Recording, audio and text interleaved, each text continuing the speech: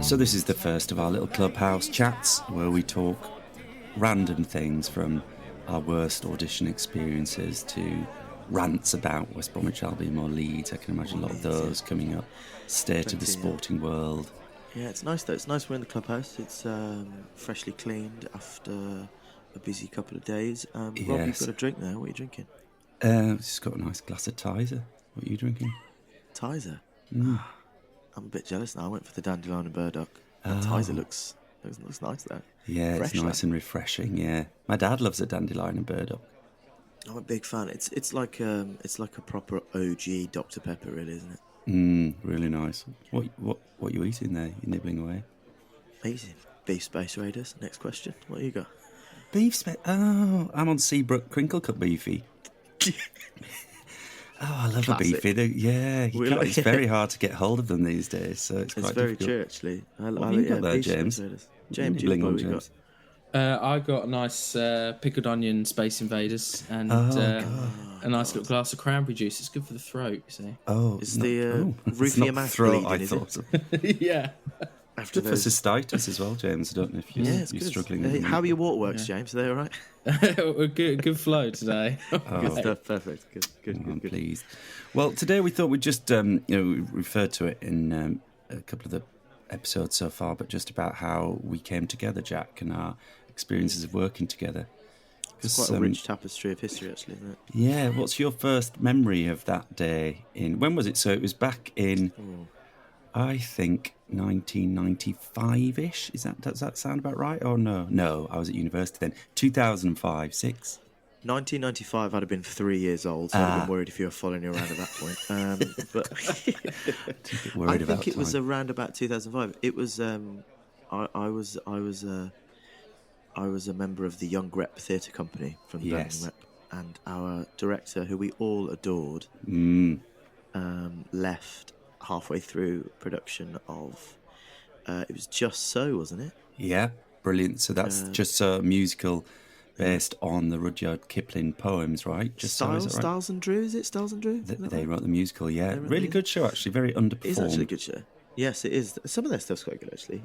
But yes, and then Robert took over the reins, and I subsequently left. I think it had been about 2 or 3 weeks into your tenure. I don't think you even got it that far, did you? I remember Rachel Kavanagh, the then artistic director of Birmingham Rep, said to me, Tim, the beloved leader of the youth theatre, of which you've been part of for quite some time, was leaving to take another job. And so he said, would you direct the Young Rep annual musical, which took place at the Old Rep Theatre that year? Yeah, and I said, let me have a look at the show and all the rest of it. And she said, great. So yeah, no, that could be fun. And so I went into quite latterly, he'd sort of set off the workshopping process, hadn't it? So you're all on board, you're all excited, you knew what the show was about. Everybody, I imagine, was sort of jostling, as they do for these prime roles in the youth theatre, hierarchy of age, ego, of which you were probably quite high on that, would you say, both in age and ego? I'd like to think so. I'd have been about 16, 17? You must have been one of the senior members by that stage. One of the senior members. A dab hand at the Young Rep. Yeah. With your little cliques, and I imagine that you're all cliquey. Who's going to actually go into the biz and who isn't, and who's just here for the laughs and all the rest of it. Who's here for the girls and who's going into the biz? Yeah. Yes. Yeah. Oh, a bit of music in the background of the clubhouse. What was that? Oh, nice. I think it's Ken warming up for tonight, isn't it? Is it? Oh, yeah. I'm looking This is forward Freddie to that. Mercury tribute. His Freddie Mercury tribute is brilliant. I know, it's really good, especially when he gets the Hoover out and wears the leotard like that. It's very good, Ken. Very much. Keep going, Ken, you're all right. And so, yes, I came in towards the end of the workshop process, just ready to sort of cast it and crack on with the rehearsal process. And you didn't get the part you wanted, did you, Jack? No, I didn't. Full stop. What did you want? Can you remember what you wanted? It was the. Was it the baby elephant? The lead, yes, yeah. The I lead. wanted the lead, the baby elephant. Yeah.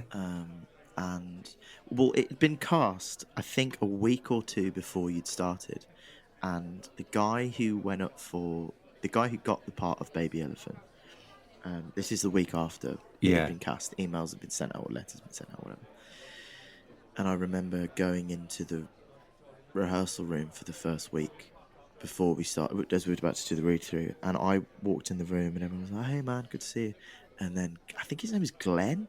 He might be in the biz actually, I'm not sure. Glenn walked in by himself and the whole room gave him like a standing ovation, really? Full round of applause. And I think that was the first time, I think I cried in public, maybe. No, I didn't really. But this was soul destroying. I was like, Jesus Christ. Yeah, you and it was not only didn't get a part, you'd been usurped and then publicly sort of acknowledged as just not good enough, I guess, in the eyes of the Not good enough this time. Not good enough this time. I mean, don't get me wrong, just put this on record. I played some great parts of the young rep. Yes. And, it was really good fun. But, my poor little teenage ego, because I don't know if you've all known yet, Lisa's, but I am a bit of a twat, so I really struggled. It was really horrible.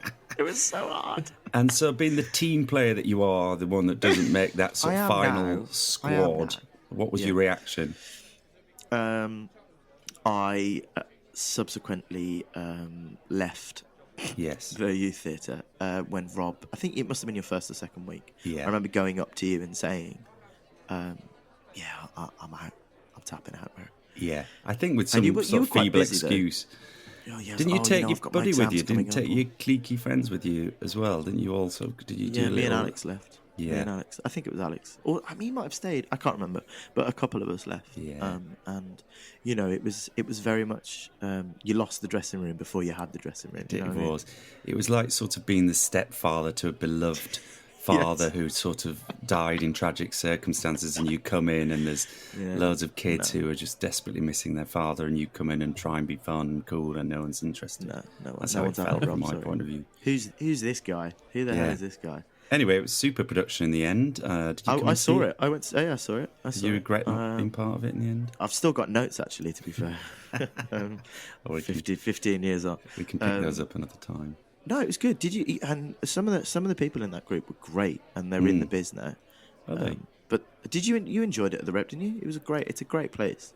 Oh God, it was a great sort of theatrical apprenticeship, or directing apprenticeship for me under Rachel, and doing youth theatre, which I swore never to do again after that experience. But were you ever members of any youth theatres, James? Were you ever? I was actually, yeah. I was Chichester Festival Theatre's youth theatre. I did. Oh, nice. Very good one. Yeah, I know. Very good. Very what prestigious. What productions did you? What was your starring role, or did you? Did you leave in a huff like I did? I actually did end up leaving in a huff, actually, with mine as well. There we go, fantastic. I didn't get to any productions, but I got very close. I got cast in one. They were doing, I think it was a puppeted version of like Ketzka's Kingdom, that book.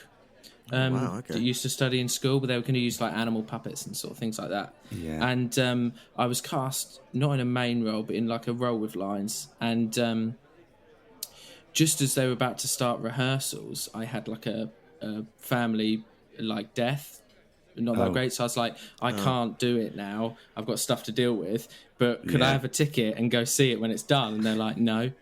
So I was like, okay. I actually thought you were about to say you were lying and you just didn't want to do it. No. So essentially, does that make you feel even more uncomfortable, Jack? That James had a sort of family death, his withdrawal, and you had I don't even know what I said. I think I said something like, I've got exams, and I think I'm just better than all of you, so I'm going to leave. Yeah, something like that. So then jump forward. So jump forward a few years later, and you obviously apply around prestigious drama schools in London, and you arrive. You get into the Royal Central School of Speech and Drama, where Judi Dench trained, amongst others. And Lawrence, you get there, and you start doing your second year Americans project, and the director walks in the room. Is that the first time at Central? Is that our first encounter? And then who walks in the room to lead that project but me? RSC, there it is. What did you feel at that moment? What did you think? The door opened there was like a smoke machine behind you, like the Imperial March from Star Wars in the background. No, I think I remember thinking, oh shit, is he gonna remember me? I hope, one, he does a little bit, and two, I hope he doesn't, because I left in such shitty circumstances last night. But no, I was pleasantly surprised, and you were a good director. I mean, I could go into your directing style for the listeners, but that might be a whole episode, if I'm honest with you. How would you describe that? Angry? No, I'm joking. Angry. No, I You think just think of the teapot rant. Oh my god, the teapot rant. No, the what was the other one? Well, we should explain. So we did Just So, then we did those Tennessee Williams in my second year at uni, and then directly after that term, you directed the third year musical City of Angels. Yes. That the second year who I was in, we were the chorus. Now Robert was very lovely actually, and he gave me a speaking part. Because the second years were just supposed to be ensemble, but he gave me a named part in the third year musical. You're probably the only second year to get that, weren't you? It was me and was it Sam T. McKee? We played the gangsters in the in the black and white world, in the film noir world. Lucky bugger. And, it was great, and honestly, I got agent interest from that. Did I ever tell you that? Yeah, you did a great little job. I always say this to people who actually, I should have said this to you back at the rec, but often the cameos, the small parts are the way you can really shine. Because 100%. In the lead ones, everyone's got expectations. You can only really fail because everyone's like, they're not quite as good as John Travolta in the movie. Exactly. Yeah. Whereas the cameos, no one really knows what those parts are, and you can really work hard. Come on, do your thing, get the praise. Yeah. It's really true. And you were. And then afterwards, we've spoken in our episode with Hannah. That's either coming up or has already been, depending on when this goes out. Yes. You directed us in Cabaret in our third year. Yes. And that was good fun. I thoroughly enjoyed that. I thought you were brilliant, and you were less sort of angry. At that point, I think you were a young, director in those days, so you were less sort of angry. But I remember being in the auditorium in Tech Week. And you had the God mic. So a God mic, for people who don't know it, is in Tech Week, obviously, it's a very stressful week for everybody. And the director, for ease of communication, gets given a microphone that gets pumped around the whole auditorium so he can adequately talk to all departments at the same time. You had this God mic, and in your thick Wakefield accent would just bark orders to every department. And bearing in mind, we're students, guys. We're students. We're not seasoned professionals. Barking orders. And Faith, do you remember the incident with Faith and the table and the bedsheet? Oh, God, no, I don't know. God, what happened? Oh, my God, you were brilliant. We were all playing Temple Run on our phones behind you. You were a couple of rows in front of us. Because it was back then when Temple Run was good. And Faith just kept coming on at the wrong... Faith Amole, by the way, who's just been nominated for... Best Actress in a Musical.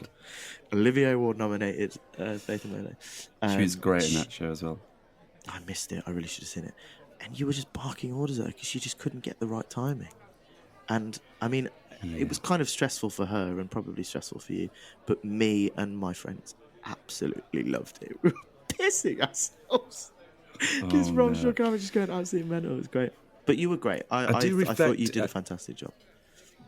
Thanks. I do reflect on those times. I think, actually, I think in my immaturity, I probably was too direct at times, and probably in a way that I wouldn't do anymore now. Yeah, I think so. It's a big sort of learning curve, but it can be quite frustrating in those environments when people, you think you're being clear and people are telling you that they understand what you're saying, but then it doesn't manifest. See, I can hear the anger coming back already. But, I always think, as I've learned since, if people can't follow an instruction, then it's the communicator's failure. Ultimately, that they need to find another way to do it. So, a good learning curve. I think you did a fantastic job, and you were very young, and I'm sure it was incredibly stressful for all involved. Drama school is quite stressful, but I think you did great. That Cabaret show was great. I thought it was brilliant. You did it really well. It was good. And so did I. And so was City of Angels. I think it's one of the best shows I've been involved with. I think it was great. Lovely design. Yeah, it was a good cast, that was. Yeah, as well. so... With Ben Hardy. It was who's very superstar good. Hollywood dude now. Yeah. He was great. Yes. So, we haven't worked together since, have we? But actually, we've never... No. You've been more acting recently, haven't you? Yeah. And well, actually, I was thinking about when we came together because we hadn't seen each other for a long time, and where this idea was born from was really a bit of a reunion because we were both at the Jerwood space, which is quite a popular rehearsal space in London.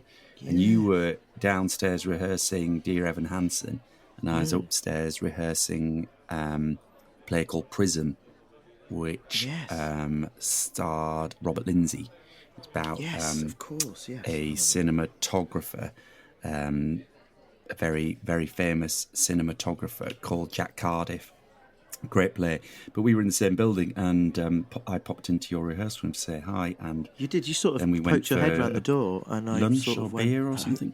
Yeah, we went for lunch, and then I went back to rehearsals. I remember, and you poked your head through the door, and then walked straight in, give you a big hug in front of everyone, and I was like, it was very showbiz, wasn't it? It was very showbiz. And then, and on the back of that, I then was lying in bed one day thinking about podcasts and sport, and I thought, maybe Jack and I could do something.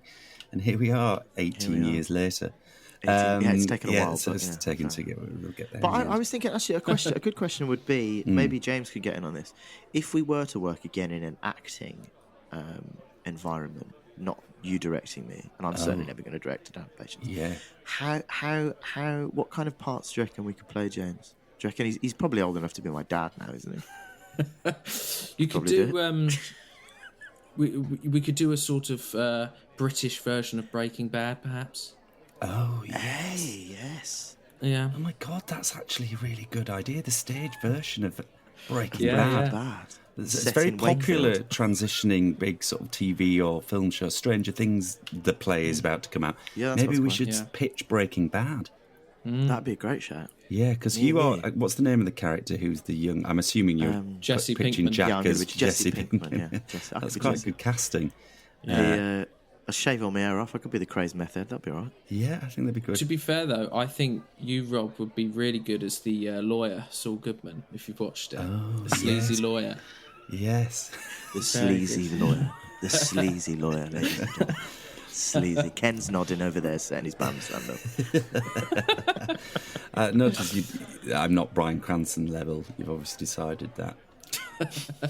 I think you could do it, but Saul Goodman's a good shot. Yeah. So, okay, that's interesting. Or I was thinking we could, it's not quite yet, but maybe 10 to 15 years, maybe 20 years, we could do The Dresser. And because I think Ronald Harwood's The Dresser, I've done that with, and that was with Matthew Kelly and Julian Clary, but I could play Sir, the Matthew Kelly, Anthony Hopkins part, and you'd be, I think, prime for the Norman, the Dresser. Yes, you'd be great at that. And I'd love to do that. We could do that in a few years' time. So I'm sure Bath Theatre Royal will let us tour that in 20 years' time. So we can speak to Danny Moore and see if we can. I think that's a great show. We could sort. We should put a pin in that. That'd be good fun. Excellent. All right. Well, see you then. Yeah. See you then. All the best. See ya.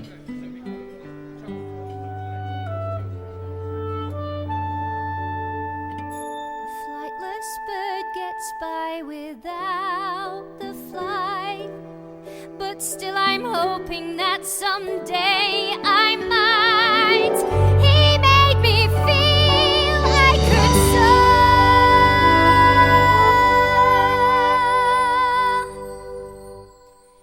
Now only one thing seems sure: I'll have to wait a bit longer.